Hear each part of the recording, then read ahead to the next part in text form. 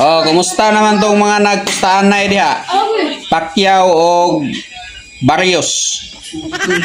Oh, kumusta naman? Nanabay naglalis diha mga pusta. Kay dili makadawat nga gitabla. Ngano gitabla man punto nila. Nga klaro man to kayo nga labaw mag-score si Pacquiao. Oh, 87, 84, 87 si Pacquiao, 84 si Barrios. Mao to. Ngano gitabla? So nagyud dili makadawat nga gitabla kay daog gyud sila. Daog gyud si Pacquiao. Oh, di ba? Kar mga kuana na nagyud naglalis ron. Oh, na nagyud mga relasyon nga nangaguba tungod lang sa away nga gitabla. Nganong gitabla man gud ninyo. Ay nako. Ang klaro nga istorya to mga kaidol. Nganong gitabla to?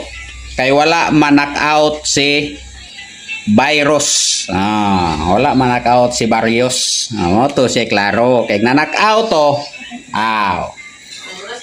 Wala na. Questionable na kayo gilang itabla. Wala man na-knockout. Di ba? Mo to. Na karon, kumusta naman yung sugal-sugal yung pustahan ay? Kasi naabot na ba mo? Sunod gani kung magpustahan na mo kanang kuan, kanang klaruhan ninyo kanang magsabot mo daan nga referee decision. Judge decision. Di ba? Okay.